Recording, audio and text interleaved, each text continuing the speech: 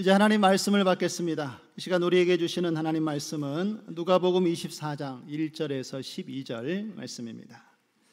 신약성경 139쪽에 있습니다. 누가복음 24장 1절에서 12절 말씀을 우리 찾으셨으면 한 절씩 교독하도록 하겠습니다. 안식 후 첫날 새벽에 이 여자들이 그 준비한 향품을 가지고 무덤에 가서 들어가니 주 예수의 시체가 보이지 아니하더라.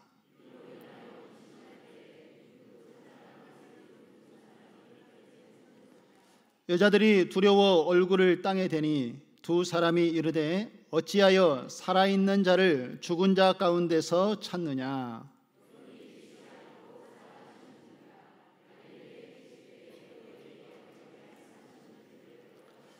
이르시기를 인자가 죄인의 손에 넘겨져 십자가에 못 박히고 제3일에 다시 살아나야 하리라 하셨느니라 한데,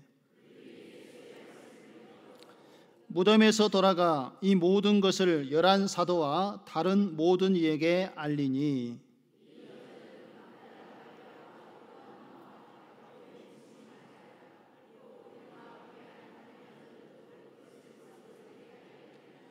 사도들은 그들의 말이 허탄한 듯이 들려 믿지 아니하나 베드로는 일어나 무덤에 달려가서 구부려 들여다 보니 세마포만 보이는지라 그 된 일을 놀랍게 여기며 집으로 돌아가니라. 아멘. 할렐루야.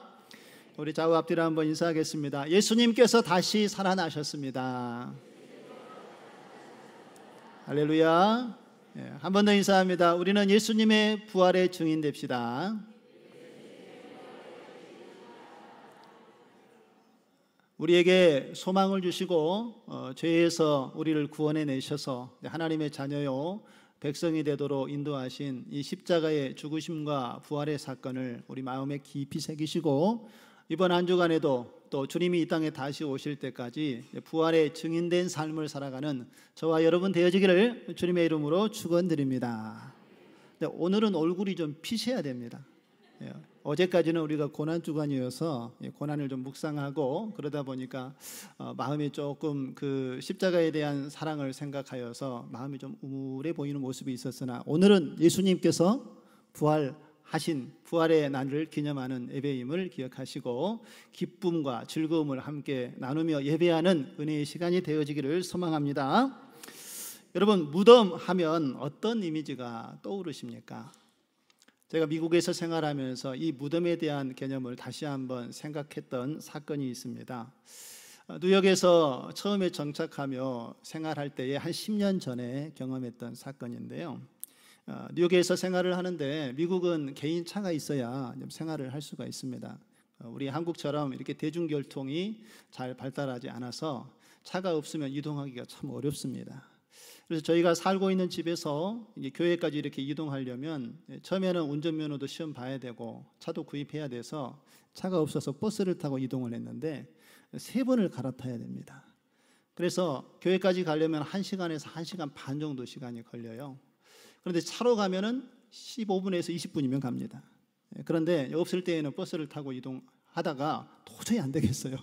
애들과 같이 4명이 버스로 이동하려다 보니까 힘들어서 콜택시를 불러서 차를 구입하기 전까지 이동을 좀 했습니다. 그런데 이렇게 콜택시를 타고 쭉 지나가는데 공원 묘지가 지나가는 과정 속에 눈에 들어왔습니다. 주변을 보니까 참 인상 깊었던 것이 그 공원 묘지는 그 묘지를 보니까 잔디가 예쁘게 잘 깔려 있고요. 그리고 질서정연하게 비석들이 이렇게 놓여 있는 것을 보았습니다. 근데 그 공원 묘지는 보니까 참 평온해 보여요. 그리고 평화로운 분위기가 그 공원에서 느껴졌는데 참 놀라운 것 중에 하나는 그 공원 묘지 바로 옆에 주택가가 자리 잡고 있다는 것입니다. 그러니까 차가 이렇게 지나가는데 왼편에는 공원 묘지예요. 근데 오른편에는 주택이 다 자리 잡고 사람들이 살고 있는 집입니다. 좀 더 주변을 보니까 공원 묘지 주변으로 주택가가 다 형성이 되어져 있어요. 그래서 보면서 참 우리 교회 한국에서 보지 못하는 그런 전경이잖아요. 참 신기하다 그런 생각을 좀 했는데 그때 택시 기사님이 저에게 이런 질문을 하나 했습니다. 이 공원 묘지 근처에 있는 집값이 다른 데에 비해서 비쌀까요? 쌀까요? 하고 물었어요. 제가 생각하기는 이제 공원 묘지가 있으니까 아무래도 사람들이 좀 기피하고 좀 깨림직하기도 하고 해서 이 지역에 사는 사람들은 좀 집값이 낮아서 그렇게 어려운 사람들이 좀 살고 있지 않을까 생각을 하고 좀 싸지 않을까요? 라고 제가 대답을 했는데 기사님의 대답은 오히려 반대라고 이야기를 했습니다. 왜 그런가 그 이유에 대해서 이야기를 하는데, 미국 사람들의 정서는 공원 묘지가 무서운 곳이 아니라 조용하고 이것이 잘 관리되어진 공원처럼 여긴다는 것입니다. 그래서 아침에 일어나면 조깅도 하고 거기서 운동도 하고 그리고 시간이 나면 가족들과 함께 시간을 보내는 공원으로 활용을 하기 때문에 오히려 공원 묘지 옆에 있는 집값이 다른 데에 비해서 더 비싸다라고 이렇게 이야기를 하더라고요. 그런데 여러분, 우리나라는 어떻습니까? 공원 묘지나 화장장이라고 하면 우리나라에서는 대표적인 그 기피 시설 아닙니까? 그래서 아파트를 구입하거나 또 전세를 구할 때 아파트를 보고 이렇게 사람들이 집을 구할 때에 아파트에 올라가서 풍경을 보지 않습니까? 그래서 가장 좋은 뷰는 어떤 뷰죠? 한강 뷰. 한강이 보이면 아주 좋은 아파트고 가격이 올라가지 않습니까? 그런데 어떤 아파트에 가서 보니까 무덤이 딱 보여요. 그럼 이 아파트는 무덤 뷰예요. 무덤 뷰. 그래서 이런 아파트는 원치 않습니다 하면서 막 손절을 하고 나가는 모습들이 아마 아파트 구입할 때도 일어나는 현상인 것 같습니다. 왜 그럴까요? 무덤하면 자연스럽게 무엇가 이미지가 연상이 됩니까? 죽음이라는 이미지가 연상이 됩니다. 또 죽음하면은 자연스럽게 우리 안에 어떤 슬픔, 무겁고 두려운 그런 이미지가 우리에게 인식으로 남아있기 때문에 우리는 가능하면 무덤이라는 지역에서는 좀 더 멀리하고 싶은 정서가 우리 사람들의 마음속에 있기 때문에 아마 이런 마음들을 가지고 있지 않나 생각을 해보았습니다. 그러나 오늘 우리가 살펴본 이 본문의 말씀을 통해서 보게 될 이 무덤은 우리가 그렇게 가지고 있는 정서에 포함되어지는 무덤의 모습이 아니라는 것입니다. 죽음과 슬픔, 아픔과 절망의 무덤이 아니라 예수님께서 부활하시고 우리에게 보여주셨던 그 무덤은 우리에게 생명이 되어주시고 우리의 기쁨이 되어주시고 우리의 희망이 되어주시는 하나님의 능력이 나타나는 무덤이라는 것을 기억하시기 바랍니다. 이 무덤은 죽음을 이긴 부활의 현장이고 어둠을 빛으로 바꾸는 하나님의 복음의 능력이 나타난 현장인 것을 잊지 마시기 바랍니다. 그리고 오늘 이 부활의 소식을 들은 사람들은 어떠한 반응을 보였는지 이제 오늘 말씀을 통하여 우리가 함께 살펴보기 원합니다. 어떤 사람들은 이 부활의 소식을 듣고 기쁨으로 반응한 사람이 있는가 하면 어떤 사람들은 복음의 복된 소식, 이 부활의 소식을 들었어도 여전히 그 부활의 소식을 통하여 예수님께서 다시 살아났다는 것을 믿지 못하고 의심하고 그 의심 속에 머물러 살아가는 사람들도 있는 것을 보게 됩니다. 자, 그렇다면 왜 이와 같은 반응이 나타나게 되는지, 그 이유가 무엇인지, 또 우리는 오늘 이 말씀을 듣고 어떠한 부활의 증인으로 살아가야 하는지 함께 말씀을 통하여 살펴보도록 하겠습니다. 먼저 부활의 기쁨을 누리는 사람들이 있었습니다. 우리 오늘 1절의 말씀을 한번 보실까요? 1절의 말씀에 보면 이렇게 오늘 본문이 시작을 합니다. 안식 후 첫날 새벽에 이 여자들이 그 준비한 향품을 가지고 무덤에 가서 라고 오늘 본문이 시작이 됩니다. 여러분, 안식 후 첫날은 어떤 날을 이야기하죠?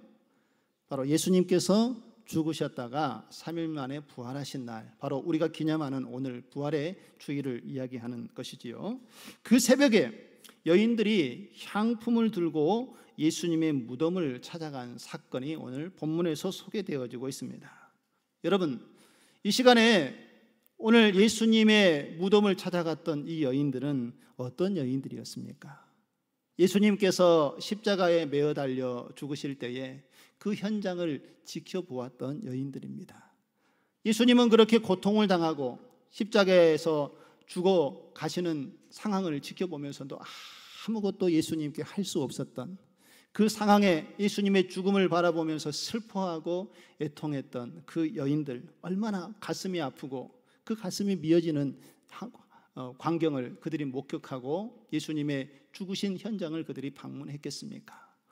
예수님을 위하여 아무것도 하지 못했던 자신들의 그 안타까움, 그 연약함을 그들이 생각하고 이제 예수님이 가시는 마지막 길에 예수님의 몸에 향유를 바르면서 마지막 예를 다하기 위해서 오늘 여인들이 예수님이 놓여 계신 무덤을 찾았다라는 것입니다.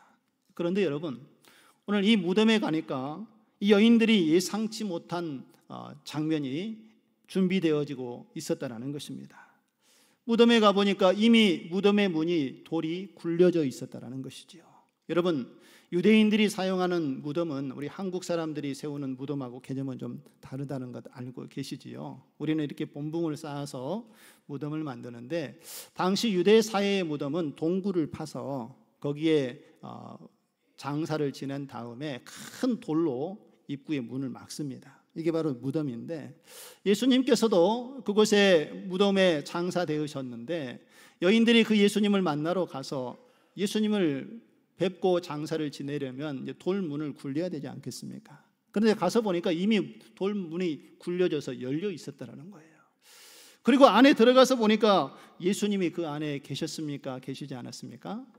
예수님이 계시지 않는 거예요. 여인들이 보고 매우 당황했을 것입니다. 그러면서 드는 생각이 누가 예수님의 몸을 훔쳐가지는 않았을까 하는 그런 생각도 하지 않았겠습니까? 그런 생각을 하고 있을 그쯤에 흰옷 입은 두 천사가 나타나서 여인들에게 이렇게 말씀을 했습니다. 우리 5절에서 우리 8절의 말씀을 한번 보실까요? 여자들이 두려워 얼굴을 땅에 대니 두 사람이 이르되 어찌하여 살아있는 자들 죽은 자 가운데서 찾느냐. 6절 같이 한번 읽습니다. 여기 계시지 않고 살아나셨느니라. 갈릴리에 계실 때에 너희에게 어떻게 말씀하셨는지 기억하라. 이르시되 인자가 죄인의 손에 넘겨져 십자가에 못 박히고 제3일에 다시 살아나야 하리라 하셨느니라 한데 8절 같이 읽습니다. 그들이 예수의 말씀을 기억하고 할렐루야. 두려움 가운데에 당혹함을 가지고 있는 여인들에게 오늘 천사가 나타나서 어찌하여 살아계신 이를 죽은 자 가운데서 찾느냐라고 말씀을 했습니다. 여러분, 얼마나 이 말씀이 강력한 하나님의 메시지입니까? 예수님은 죽은 것이 아니라 다시 살아나셨다라는 말씀 아닙니까? 예수님께서 여기 계시지 않고 살아나셨느니라. 할렐루야. 예수님께서는 죽음을 이기시고 살아나신 하나님의 아들이심을 선포하였습니다. 그리고 나서 여인들에게 이 천사가 이렇게 이야기를 하죠. 예수님께서 갈릴리에 계실 때에 하신 말씀을 기억하라 라고 이야기합니다.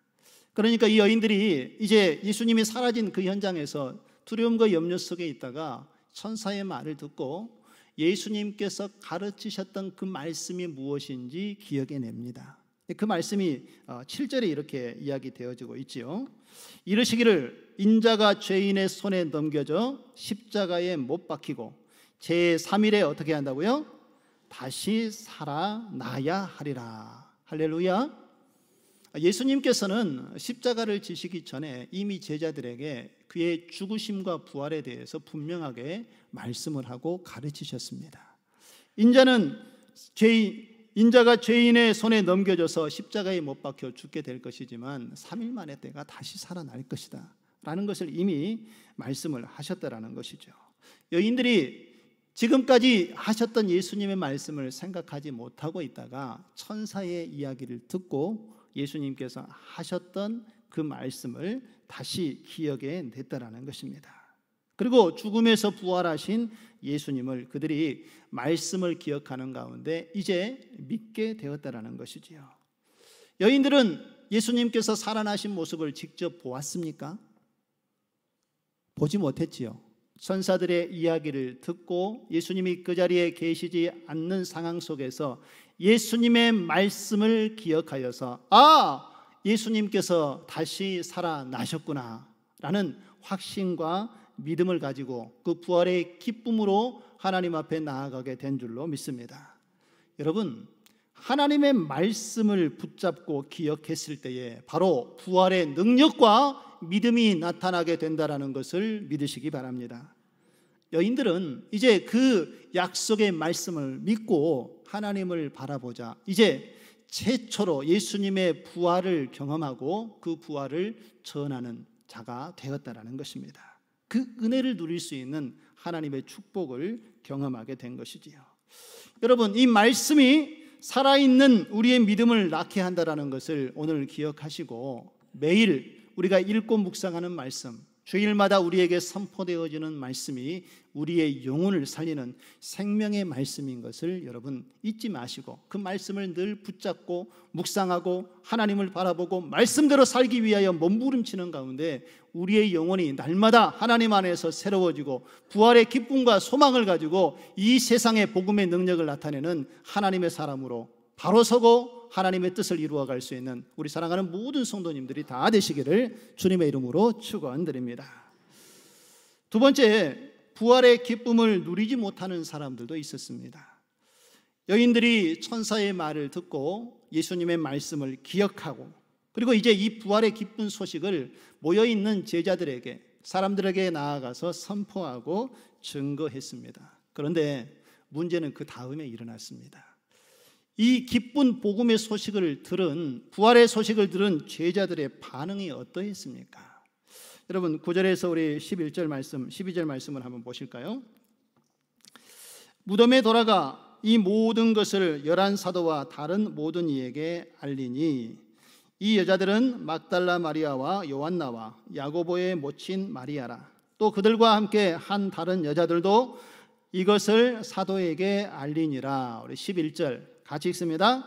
사도들은 그들의 말이 허탄한 듯이 들려 믿지 아니하나 베드로는 일어나 무덤에 달려가서 구부려 들여다보니 세마포만 보이는지라. 그 된 일을 놀랍게 여기며 집으로 돌아가니라. 여러분, 사도들의 반응은 어땠습니까? 오늘 12절의 말씀에 보니까 11절에 보니까 사도들은 그들의 말이 어떻게 들렸다고요? 허탄한 듯이 들렸다. 그래서 뭐 했다요? 믿지 않았다라고 이야기를 합니다.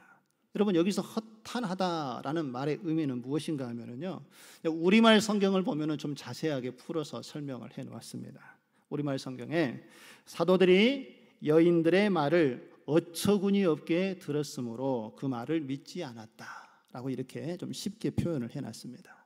무슨 말입니까? 허탄하게 여겼다라는 것은 어처구니 없다고 여긴 것이고, 쉽게 말해서 그게 말이 됩니까?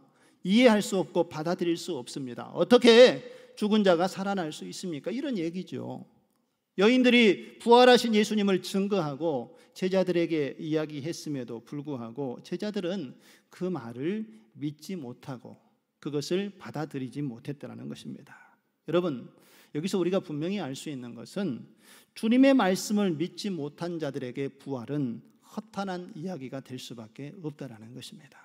그러나 하나님이 주신 약속의 말씀을 믿고 주님을 바라보는 자들에게는 이 부활이 생명이요 능력이 됨을 믿으시기 바랍니다. 여러 제자들 중에요, 그래도 예수님의 수제자가 누구였습니까? 베드로죠. 베드로는 그래도 다른 제자들에 비해서 조금 다른 모습을 보여줍니다. 여인들이 와서 예수님께서 부활하셨다라는 소식을 증거했을 때에 베드로는 자신의 눈으로 그것을 확인하고 싶었습니다. 그래서 달려가서 예수님의 무덤에 예수님이 놓여있는 그곳을 바라보았지요. 그런데 여러분, 가서 보니까 예수님의 시신이 그곳에 있었습니까? 없었습니까? 놓여있지 않아요. 그런데 예수님을 쌌던 세마포만 그곳에 덩그러니 놓여있는 것을 보게 되었습니다. 여러분, 만약에 누가 시체를 옮기려고 했더라면 그 시체를 그냥 통째로 옮기겠습니까? 아니면 세마포만 벗겨놓고 시체만 옮기겠습니까? 예, 그렇게 하지 않겠죠. 옮기면 통째로 옮기지 다 벗겨놓고 시체만 옮기지는 않을 거예요. 그렇다면 베드로도 깨달았을 것입니다. 아마 예수님의 모습이 그곳에 있지 않고 세마포만 덩그러니 놓여 있더라면 예수님의 말씀을 기억하고 주님께서 다시 살아나셨구나 라고 베드로는 깨달아야 했을 것입니다. 그런데 베드로의 반응을 한번 보시지요. 우리 12절 마지막 부분에 보면 베드로는 그 된 일을 놀랍게 여기며 어디로 갔다고 얘기합니까? 집으로 돌아가느니라 라고 이야기를 하고 있습니다. 물론 그 상황이 뭔가 심상치 않은 일이 일어난 것 같은데 라는 생각을 했지만 베드로의 마지막 행동을 보면 아마도 그는 예수님의 부활을 이때는 확신하지 못했던 것 같습니다. 예수님께서 부활하셨다라는 것이 분명했다라면 베드로는 어떻게 해야겠습니까? 밖으로 나아가서 하나님 나라의 복음을, 예수님께서 다시 살아나셨다라는 것을 증거해야 하지 않았겠습니까? 그런데 그는 집으로 돌아가고 말았다라는 것입니다. 예수님께서 하신 말씀을 기억하지 못하니까 베드로의 신앙의 모습 속에서도 그의 반응이 믿음으로 연결되지 않았다라는 것입니다.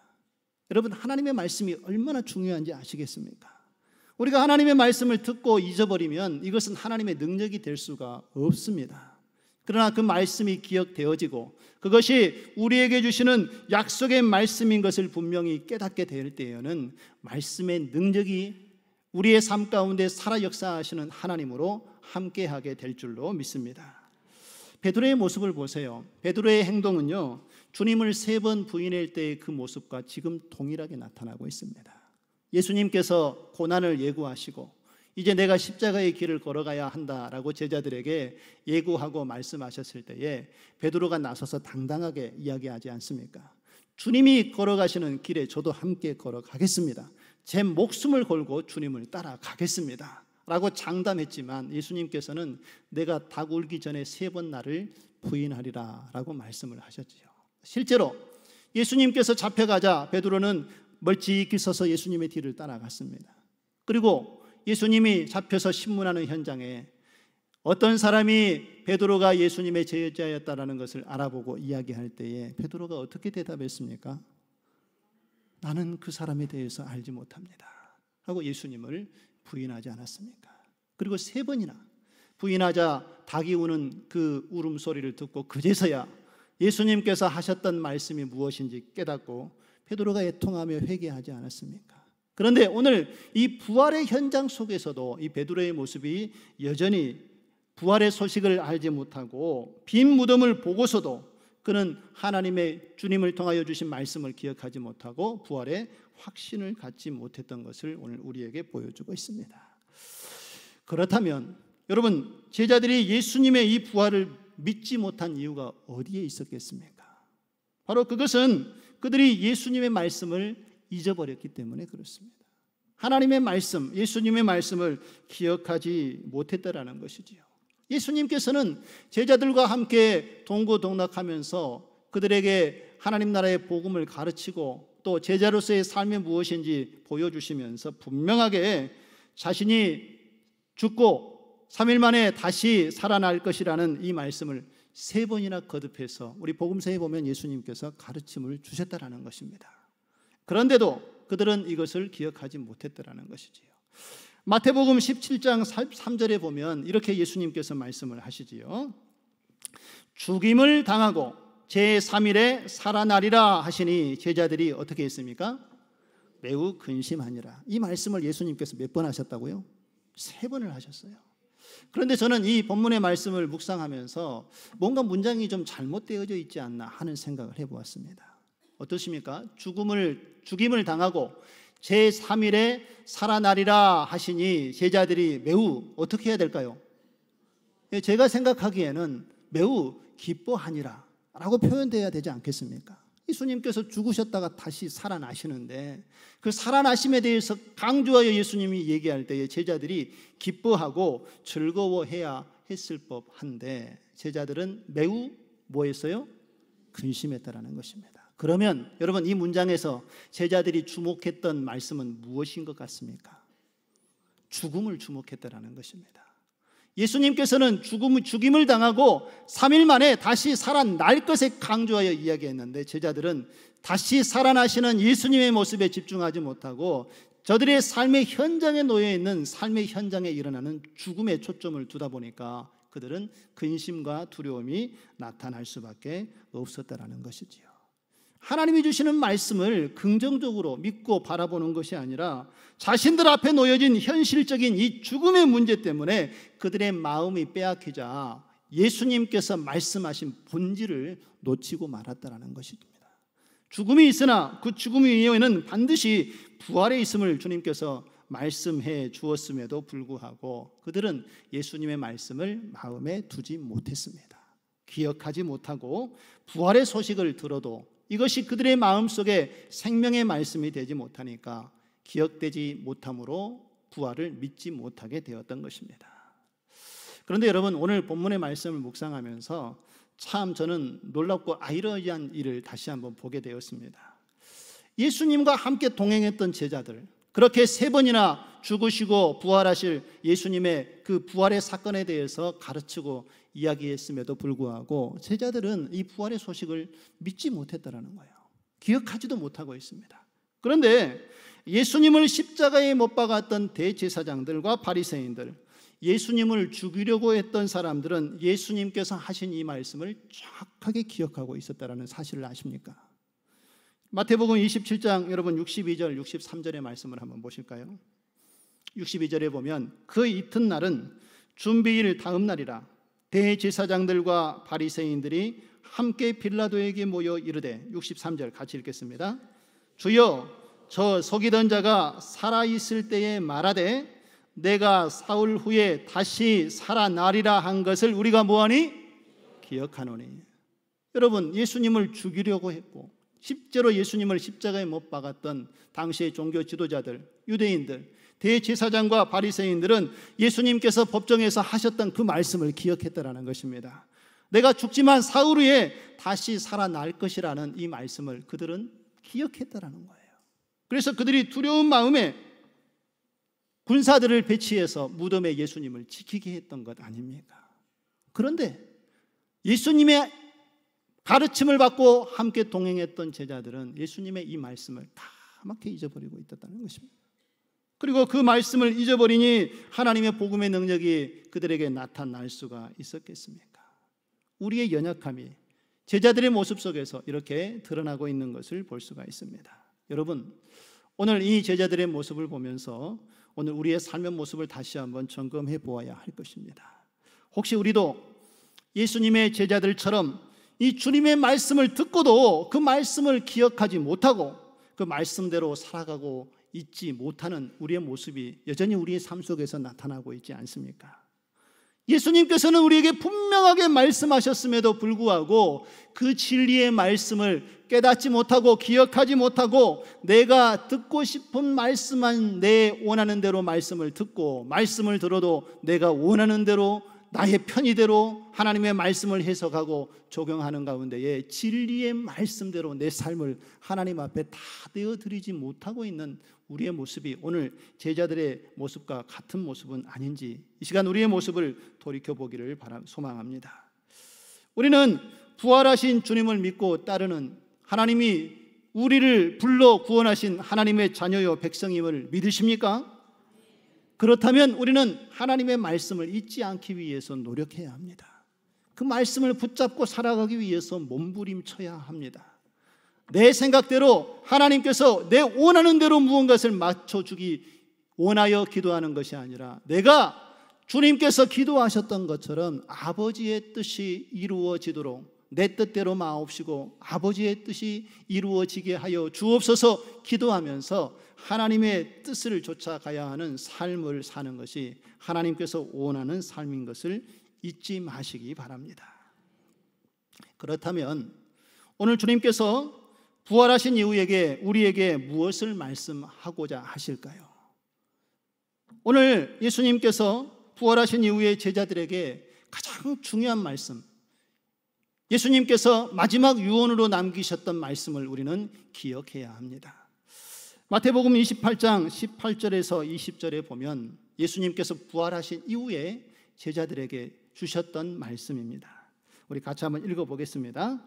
예수께서 나와 말씀하여 이르시되 하늘과 땅의 모든 권세를 내게 주셨으니 그러므로 너희는 가서 모든 민족을 제자로 삼아 아버지와 아들과 성령의 이름으로 세례를 베풀고 내가 너희에게 분부한 모든 것을 가르쳐 지키게 하라. 볼지어다 내가 세상 끝날까지 너희와 항상 함께 있으리라. 할렐루야. 오늘 이 말씀은요, 예수님께서 죽으시고 부활하신 이후에 제자들에게 주셨던 유언과 같은 마지막 명령입니다. 그리고 예수님께서 제자들에게 주셨던 새로운 사명이라는 것입니다. 예수님이 하늘의 능력과 권세를 힘입고 이제 제자들에게 그 능력을 부어주시면서 그들이 이 땅에서 감당해야 될 삶의 모습이 무엇인지에 대해서, 부활의 증인된 삶이 무엇인지에 대해서 분명하게 주신 말씀입니다. 너희는 세상으로 가서 모든 민족을 제자로 삼고 아버지와 아들과 성령의 이름으로 세례를 베풀고 내가 너희에게 분부한 모든 것을 어떻게 하라고요? 가르쳐 지키라. 내가 너희와 항상 함께 있으리라. 할렐루야. 이 사명을 제자들에게 주었습니다. 그런데 여러분, 이 사명은 제자들에게만 주어진 것이 아니라 오늘 이 시대에 예수 그리스도를 믿고 구원받은 하나님의 자녀의 백성들에게 동일하게 주어진 말씀인 것을 믿으시기 바랍니다. 그리고 부활의 증인으로 우리가 살기를 소망한다면 오늘 이 말씀을 여러분 가슴에 깊이 새기시기 바랍니다. 나는 하나님의 구원받은 자녀요 백성이라고 사람들에게 믿는 사람이라고 기독교인이라고 얘기하면서 어찌 우리는 이 하나님께서 주시는 사명과 명령을 잊어버린 채 세상 속에 살아가고 있습니까? 우리 주님께서 원하시는 것은 우리를 위하여 죽으시고 부활하신 이후에 우리에게 주신 이 명령을 따라 살기를 주님께서 원하고 계신다는 것을 오늘 이 시간 부활의 소망이 되시고 능력이 되신 주님의 말씀을 통하여 깨닫고 이것을 마음에 새기고 이 말씀을 붙잡고 하나님 앞에 나아가는, 세상으로 나아가는 우리의 모습 되어지기를 주님의 이름으로 축원드립니다. 여러분, 교회는 어떤 곳입니까? 교회는 예수 그리스도를 믿는 사람들이 세상에서 구별되어져서 하나님의 전에 모여서 함께 예배하고 믿음의 교제를 나누는 예배 공동체입니다. 그래서 교회를 에클레시아라고 이야기를 합니다. 함께 교제하고 예배하고 하나님의 은혜를 사모하고 기쁨을 누리는 곳이 바로 교회입니다. 그런데 여러분, 교회의 기능은 여기에 머물러 있지 않습니다. 교회는 이제 디아스포라가 되는 하나님의 뜻을 세워가는 것이 교회의 중요한 역할임을 잊지 마시기 바랍니다. 주님 안에 모여서 예배하고 하나님의 은혜의 말씀을 듣고 우리의 영혼이 새로워지고 구원의 큰 기쁨을 우리가 누렸다면 우리가 여기서 머물러 있는 것이 아니라 이제 세상으로 희망과 소망이 없는 사람들에게 복음을 들고 나아가야 한다는 것입니다. 그리고 그들에게 이 하나님의 말씀을 선포하고 증거하고 십자가의 죽으심과 부활에 대한 능력을 사람들에게 증거할 때에 하나님께서 원하시는 교회의 참된 본질을 우리가 깨닫고 하나님이 기뻐하시는 교회로 온전히 세워지는 하나님 앞에 쓰임받는 우리의 모습이 될 줄로 믿습니다. 그래서 우리에게 예수님께서는 다시 한번 말씀하십니다. 예수님께서 부활하신 이후에 제자들에게 주셨던 마태복음 28장 18절에서 20절 말씀은 바로 나에게 주신 말씀인 걸로 믿으시기 바랍니다. 그래서 이 말씀을 우리 다시 한번 하나님께서 직접 예수님을 통하여 우리에게 주신 말씀으로 여기시고 오늘 이 시간 내게 말씀한다 생각하시고 이 말씀을 우리 다시 한번 읽어보겠습니다. 여기에 특별히 너희는 이라는 단어에 자기 이름을 넣으시기 바랍니다. 바꿔보세요. 그러면 이 말씀이 너희 하면은 네가 하면 돼 라고 우리가 생각할 수도 있지만 내 이름으로 하나님께서 나를 부르셨다라고 바꾸어 말씀하면 이것이 이 말씀이 생명 있는 말씀이 되고 이제 우리의 영혼을 살리는 능력의 말씀이 될 줄로 믿습니다. 18절에 보면 예수님께서 나와 말씀하여 이르시되 하늘과 땅의 모든 권세를 내게 주셨으니 여기서 내게 주셨다라는 것은 하나님께서 예수님께 그 권세와 능력을 위임하셨다라는 것입니다. 그리고 예수님께서 제자들에게 그 능력을 지금 부어주셨다라는 거예요. 이제 너희가 이 사명을 감당하도록 내가 하늘로부터 부여받은 이 하나님의 능력을 너희에게도 주노니 너희는 이제 이렇게 살라라고 말씀하시는 거예요. 우리 한번 읽어보실까요? 자기 이름을 넣으시고요. 자, 19절부터 시작. 그러므로 황남일 너는 가서 모든 민족을 제자로 삼아 아버지와 아들과 성령의 이름으로 세례를 베풀고 내가 황남일에게 분부한 모든 것을 가르쳐 지키게 하라. 볼지어다 내가 세상 끝날까지 황남일과 함께 있으리라 하시니라. 할렐루야, 할렐루야. 이것이 우리 교회에 주신 하나님의 사명임을 잊지 마시기 바랍니다. 여러분, 언제까지 우리가 교회에 모여서 예배하고 우리끼리 기뻐하고 하나님의 은혜를 누리고 하나님 오늘도 힘들어서 제 은혜 받아야만 살 수 있습니다 라고 이렇게만 하나님께 예배하는 삶을 사시겠습니까? 이제는 구원받은 하나님의 자녀의 백성이라면 우리가 하나님의 말씀을 들고 세상으로 나아가야 합니다. 오늘 예수님께서도 너희들은 가서 제자를 삼으라고 말씀하지 않았습니까? 그런데 여러분, 제자는 아무나 삼는 게 아닙니다. 예수님께서도 여러 사람들 가운데 12명의 제자를 선택하셨습니다. 그리고 그들을 훈련시켰죠. 예수님의 모습을 닮아가게 하고 제자로서의 삶이 무엇인지에 대해서 가르쳐 주었습니다. 그리고 훈련받은 그들이 나가서 제자를 삼는 것입니다. 저와 여러분도 이제 교회에 와서 예배하고 에클레시아 함께 교제하고 하나님의 은혜를 나누는 거 중요합니다. 그런데 여기에 머물러 있어서는 안 됩니다. 이제 하나님의 말씀을 여러분들이 붙잡고 훈련받고 예수님의 제자가 되어야 합니다. 우리 신창동 교회는 앞으로 예수님의 제자 되는 사역을 계속 감당해 나갈 것입니다. 이제 제자 훈련은 언제 할 겁니다 라고 이제 광고 드릴 거예요. 그러면 여러분 주저하지 마시고 이제 그 자리로 나아오셔야 합니다. 그리고 예수님의 모습을 담기 위해서 노력해야 되고 우리가 예수님의 모습으로 변화되어지고 성장해야만 다른 사람들에게 복음을 전하고 제자의 삶을 살 수 있지 않겠습니까? 나를 먼저 예수님의 제자로 삼아주시고 죽어가는 영혼들에게 세상에 가서 이제 복음을 전하는 우리 교회 그리고 나의 모습이 되게 하여 주시옵소서. 그 부르심에 주저하지 마시고 하나님 앞에 당당하게 나오시기 바랍니다. 그리고 많은 사람들에게 세례를 주고 복음을 증거하여 이 땅이 하나님께로 돌아오고 회복되어지는 역사가 나타나는 그런 균형 있는 하나님께서 기뻐하시는 우리 신창동 교회를 함께 세워가기를 간절히 소망합니다. 이 사명을 감당하실 때에 하나님께서 너희들 알아서 해 하고 우리를 내버려 두지 않으십니다. 우리에게 권세와 능력을 주십니다. 너희에게 권능이 임하시면 예루살렘과 온 유대와 사마리아와 땅끝까지 이르러 내 증인이 되리라. 할렐루야. 주의 권능을 입은 자들에게 주님께서 여전히 함께 계시고 우리를 위하여 중보하시며 그 길을 걸어가도록 하나님께서 우리를 불러주신 줄로 믿습니다. 우리 신창동 교회가 하나님 은혜를 사모하고 신령과 진정으로 예배하는 예배 공동체가 되어지고 이제는 세상으로 나아가서 우리가 누리는 이 기쁨과 소망을 함께 나누며 세상을 변화시키는 그러한 하나님의 교회로 온전히 세워지는데 저와 여러분이 사용되어지기를 주님의 이름으로 축원드립니다.